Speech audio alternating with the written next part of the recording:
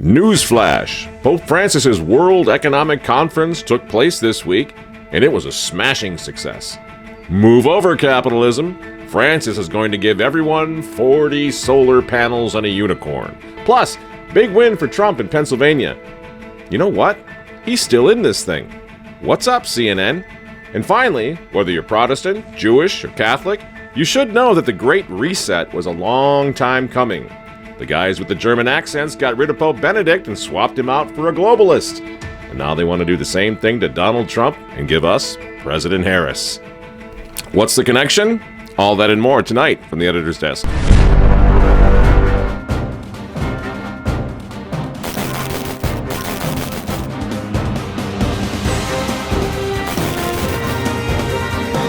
Hello again, ladies and gentlemen. Michael Matt coming to you once again from the offices of the Remnant newspaper. Big news tonight. The Economy Francesco took place last week, and it was a shiny, happy success, of course. You remember how this thing was supposed to go? To create a new world economy, the work that will be underway in Assisi will be world-changing. Well, that's what they had planned, and here's how it actually shaped up.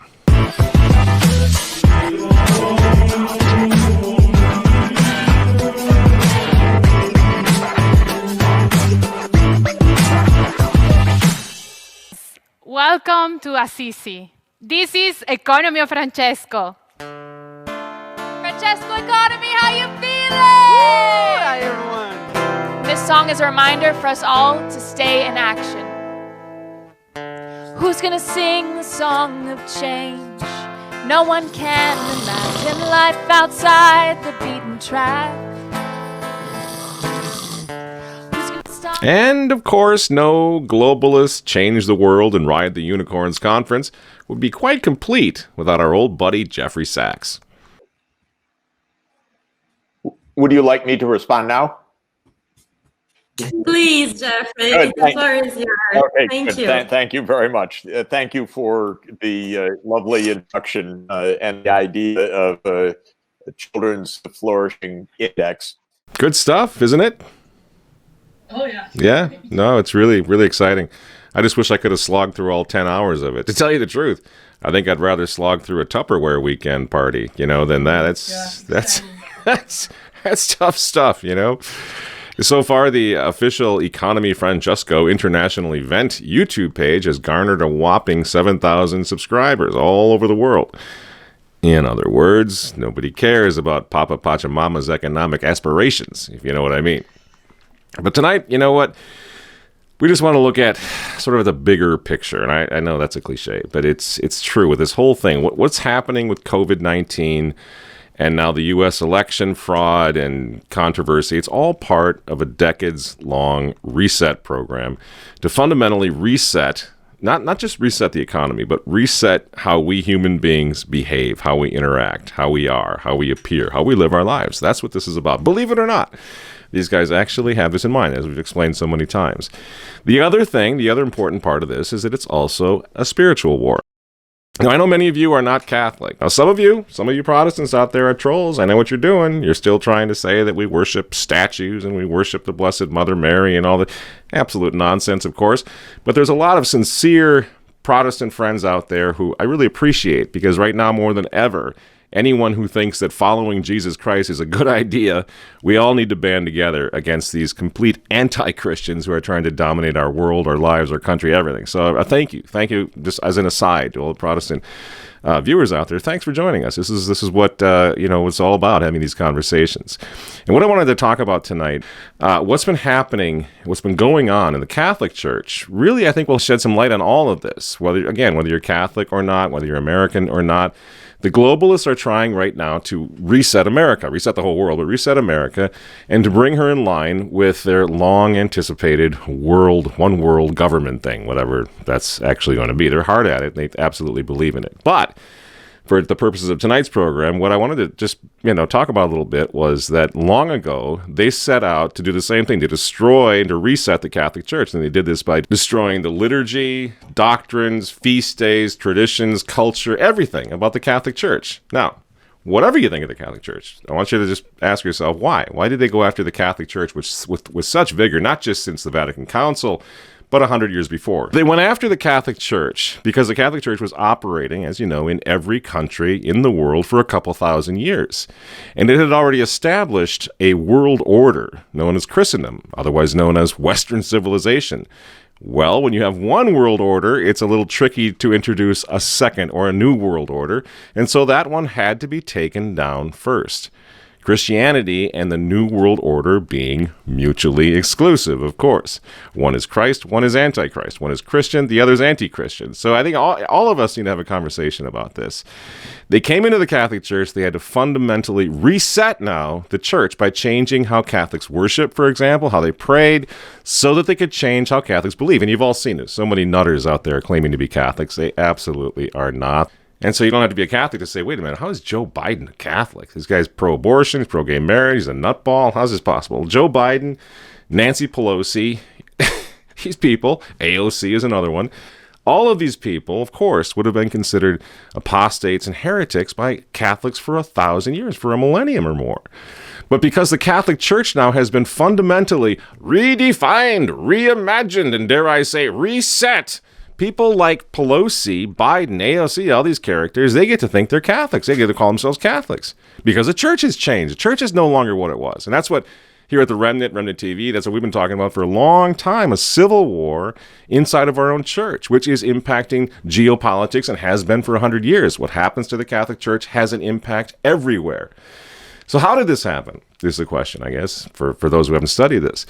The modernists, the one-worlders, the globalists, they weren't calling themselves globalists at that point, but they had infiltrated the Catholic Church and using the hierarchical structure or system of Catholicism, Pope, cardinals, bishops, priests, all the way down to the pew, they more or less ordered Catholics under obedience, Catholics worldwide, to evolve into something else. Into something that they had never been before, into something that their grandmother and grandfather would certainly not have recognized. You see? You see the parallel? Today, what we got going on with the Great Reset is transhumanism. We talked about this last time, transhumanism in the state. But a long time ago, we had trans-Catholicism, trans-Christianity, if you will, going on in the church. They fundamentally changed what we are as Catholics. And most Catholics went along with it, again, out of obedience. Now, there was a resistance to this Catholic reset, strong enough to go underground, hang on for dear life, keep the faith, keep the traditions, until a pope came along who, although he was not a traditionalist, he did love the church enough to give tradition a foothold. Ad conditionem certam perveni, viris meas, in gravescente etate, non iam aptas esse ad monus Petrinum eque administrandum. See, Pope Benedict had to be taken down, friends, because the globalists recognized in him, a clear and present danger to their entire agenda.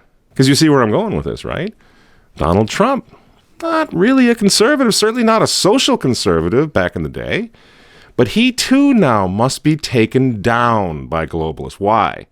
Because like Benedict, he was running around with the folks on the other side most of his career. You'd think they would say, well, Trump's kind of one of us. But no, they hate Donald Trump.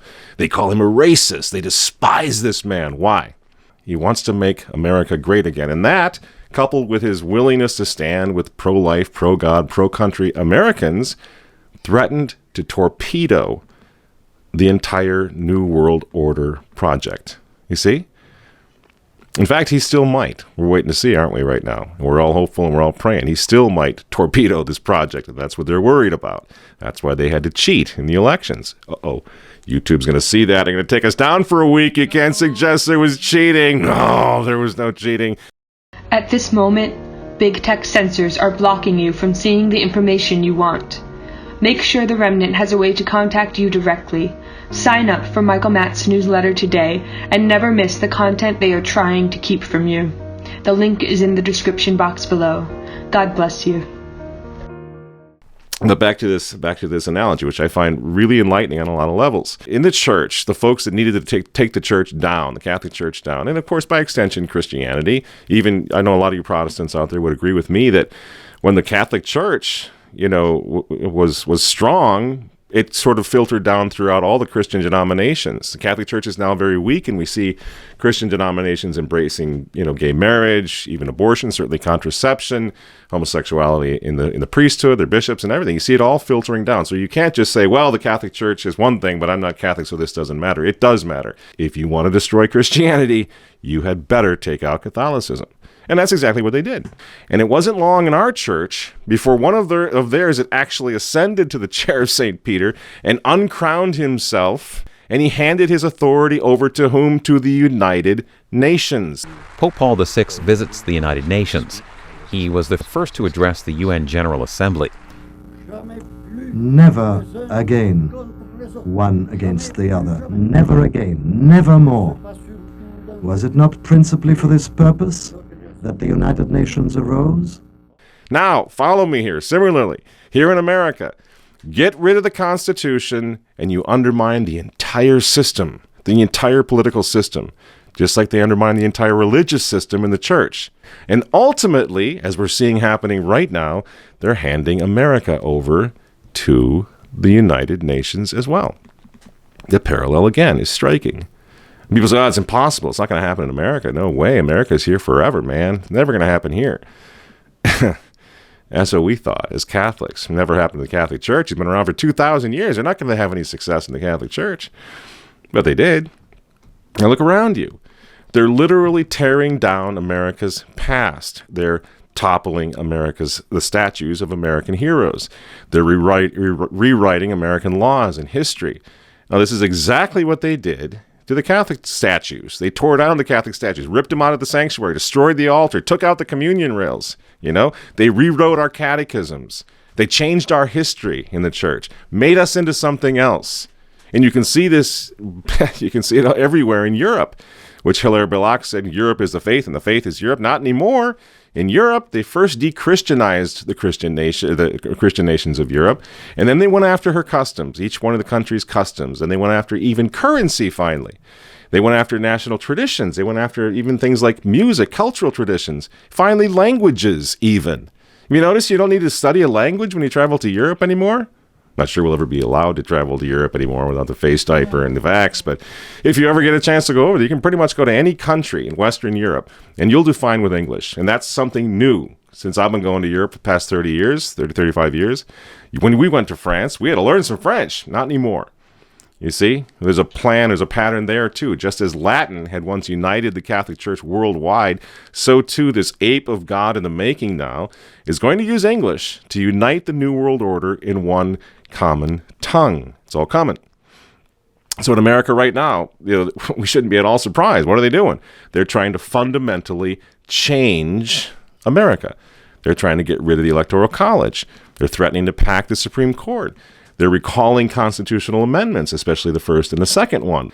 They want to tear down the executive branch. You see, that's why they're handing the executive office over to a complete buffoon who is not up for the job. And I really believe the reason they're doing this is because then President Harris takes over, the thing becomes a complete sham, a complete, just a dumpster fire, and then America gradually gets turned back over to the mob, which is what they want. Because anarchy will eventually have to be reined in. When you hand it to the mob, you got anarchy. And it's going to have to be reined in by what? I don't know, global police state that they've been promising us for a long time? Through a one world governing body that's going to be able to control everything? I think that's what they're looking at. Now, back to the Catholic Church. That resistance that I just mentioned, the resistance movement, has grown now, in the course of my lifetime, into a worldwide movement in nearly every country in the world. This is where we're going to get positive here. There's a good side to this. That resistance is small, but it used to be a lot smaller. It's now a lot larger. Even though it was small, it was never supposed to be at all. So the very fact that we're having this program, that we're still breathing, that we're still speaking out about what's happening in the church proves what? It proves that they failed. Traditional Catholics also did not leave the church because we understood that the infrastructure of the church is what will ultimately be used by God to restore law and order, not only to the church, but to the whole world. We can't go start our own church. We got to stay here and fight for it. You see, because that infrastructure is important. And eventually, the good guys are going to find their way back into the chairs, the seats of the apostles, and they're going to change the church. That's what's going to happen, unless the world ends first. Well, can't count on that. But that's how it works. Protect the infrastructure. So what am I saying? If Trump wins his legal challenges now in court over this election, he too is going to have to preserve the infrastructure of American politics, which George Soros and company want so desperately to destroy, so that America can never rise again through her own infrastructure, through their own system that was created, that was made, that was formed by the founding fathers of this country. You see, Soros wants that destroyed permanently, so it can never rise again. So we'll become prisoners of the New World Order indefinitely. That's the plan. Now, don't get me wrong. I know some of you last program really misunderstood what I was saying. I never for 1 second said Trump needs to concede. That's ridiculous. Trump needs to fight. So don't get me wrong. Nobody will cry or laugh or sing or have a few drinks more than I will if Trump wins. I'm just holding out hope and praying every night that he can somehow win in the courts. But we got to keep in mind that this is not first and foremost just about the White House. It's not first and foremost just about Republicans versus Democrats. It's so much bigger than that. For the Great Reset crowd, this is all about one system of world domination, globalism, eclipsing all the little guys, eclipsing nations, erasing borders, and resetting the world with a one government system model. That's what they want. They don't care if you're a Democrat or a Republican. They just want you to hate this country, want you to break this country, go in the street, kill each other, beat the heck out of each other, bring on the chaos that they need to destroy the system. And the question is, can they pull it off? Well, that's a good question, and that's what we're all waiting to see. But again, for our Protestant non-Catholic friends, I'd invite you to take a look at the Catholic Church, because I can tell you from firsthand experience, 50 years ago, it was dark in this church.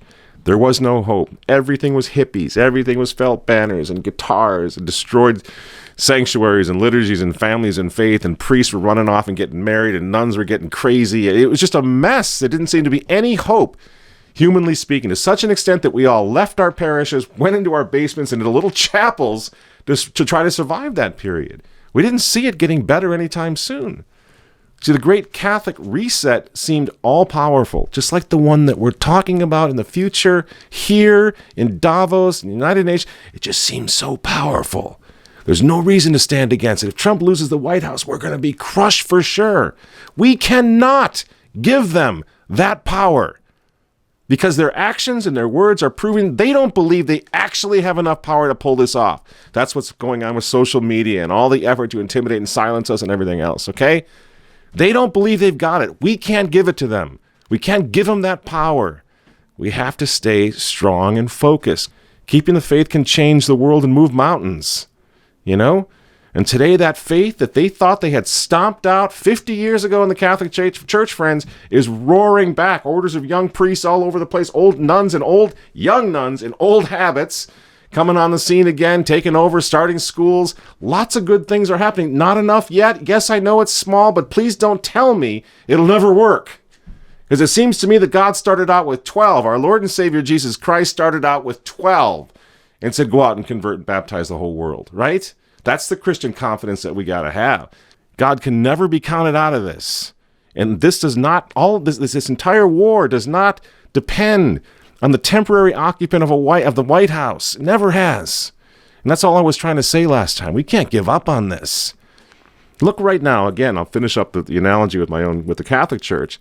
Look at our globalist Pope right now. He started out with such a bang, didn't he? Look at this guy. Giovani provenienti di 115 paesi rivolgo l'invito a riconoscere che abbiamo bisogno gli uni degli altri per dar vita a questa cultura economica. Nobody cares, I'm sorry, what this doddering old man is saying anymore. He's worn out his welcome. He tried to reset the Vatican, moved out of the papal apartments, changed the way he dressed, starts going around with a briefcase and driving in a little Prius or whatever. And yet it's going to take him around town. And now he makes movies. Nobody watches. He writes books. Nobody reads. We need to take notes on this. His McCarrick report that just came out about the sexual abuse in the church, it took 2 years to cobble together. And guess what? It was ignored by CNN. The world ignored it. The world doesn't care. You know what the big headline was from the McCarrick Report? The whistleblower. The one man, Archbishop Carlo Maria Vigano, he is mentioned over 400 times in the McCarrick Report. Why? Because he's one guy. Because he's one faithful shepherd, one faithful prince of the church, one voice raised with passion, conviction, faith, right? He resisted. And like Trump, he threatened to take down the whole project. That's what he's doing right now. This Archbishop, and indeed you mentioned this in your article, bringing it back to your Breitbart article, this is Carlo Maria Vigano. And this is not some obscure figure. This guy was fundamental in exposing the sexual abuse scandal in the Catholic Church, other financial corruption. By the way, he calls out Pope Francis to be a complete globalist sellout, which he is. He wrote this open letter to Trump, calling him the final garrison in stopping the Great Reset. Vigano is dominating the news right now. The President of the United States some months ago tweeted support for Archbishop Vigano, Francis's #1 critic in the world. And the President of the United States tweeted out support for Archbishop Vigano. You wonder why they wanted to get rid of Donald Trump? You wonder why they want to get rid of Vigano? Because these guys are both threatening their whole stupid, silly project, which nobody in the world actually wants except them. And now imagine what would happen if the spirit of Vigano were to spread. Several bishops already are, thanks be to God. They're lining up against Joe Biden. Guys, I didn't suspect we're going to be doing that. Like Archbishop Gomez out in Los Angeles actually saying this is a problem. That was a shock to me. It has also given us reason to believe that he will support policies that are against some fundamental values we hold dear as Catholics. These policies include the repeal of the Hyde Amendment and the preservation of Roe versus Wade. Both of these policies undermine our preeminent priority of the elimination of abortion. These policies also include restoration of the HHS mandate, the passage of the Equality Act, and the unequal treatment of Catholic schools. These policies pose a serious threat to the common good whenever any politician supports them. We have long opposed these policies strongly, and we will continue to do so. Well, there's going to be a conflict now. Are you going to stay Catholic and have a problem with President Harris' team, or are you going to become an apostate and embrace President Biden? You know, that's going to be the question. The reality is that the Catholic vote, again, went for Trump, not once but twice now, since Team Francis stole the chair of St. Peter, just as Team Soros is now trying to steal the White House from Donald Trump. You see, what's the point? These people are not invincible, and we can never let them think they are. Here in America, when they appeared to have won on so many levels with abortion and gay marriage and all of this stuff, they're still terrified. They're freaking out right now. Because Donald Trump, the dork, the racist, the putz, the tweet guy, this nincompoop, according to them, because he might still win. Why are they so afraid? Why does it take so much to beat this guy if he's such an idiot? You know? His election was something the whole globalist world gathered together and stood up against through media manipulation and cheating and intimidation. It couldn't even beat Donald Trump fair and square. And what accounts for their fear of this guy? He's the one man who stood up to them. And as history has shown us again and again, one man, with God's help, can make sleeping giants wake and can move mountains, especially when millions of people join them. Millions of people like us right now are united against this new world order, thanks to Donald Trump. God bless that man. So now, what do I think Trump should do in conclusion here? As he faces these challenges with this election. Here's what I think he should do. He should take this as far as the process allows him, as far as the courts will allow, all the way to the Supreme Court if need be. And here's the thing, friends. If he loses, then we're going to have to use what has happened already to push back harder than ever. All I was saying last week is that if he loses, the war isn't even sort of over. And remember, nobody saw Trump coming in 2014, 2015. Whoever saw that coming?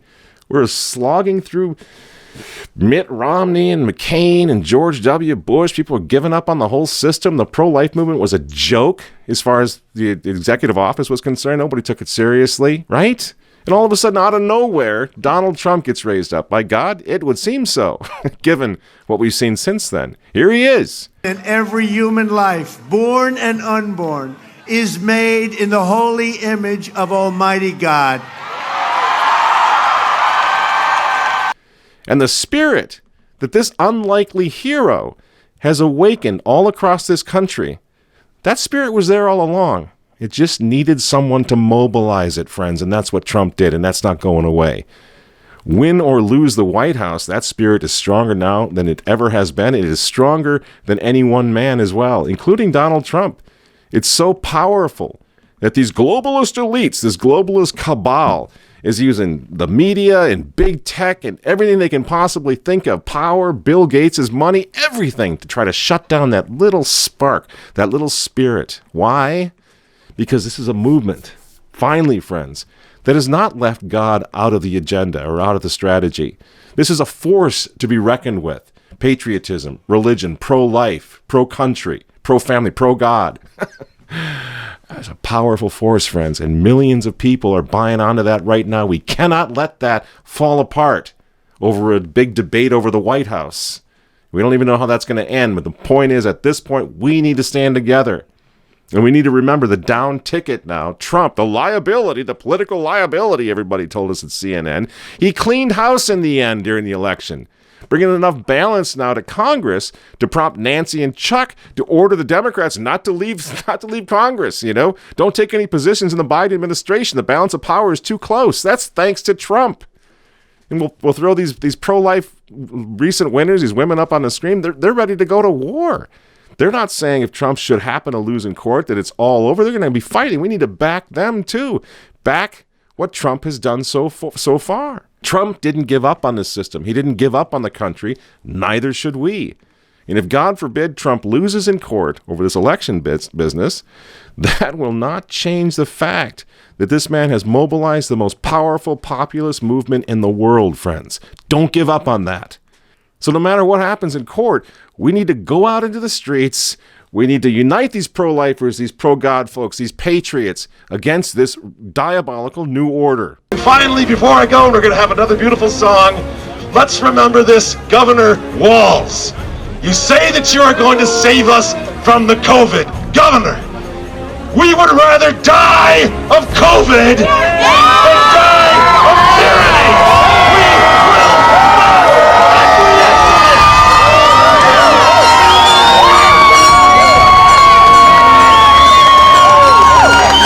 That was so much fun, friends. Thousands of people now gathering out in the streets and cities all across America doing the same thing. Don't you see? That coalition is it's a gift from God. The clans are so united right now that the globalists are desperate to silence them, to muzzle them, to polarize us all. We can't let it happen.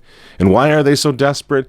Because they know if we keep talking, if we keep believing, if we keep praying, if we keep fighting, we might just wake up the whole world and turn this thing around. It's possible. Anything is possible with God. Faith can move mountains. Remember what we learned from the nuns in catechism a long time ago?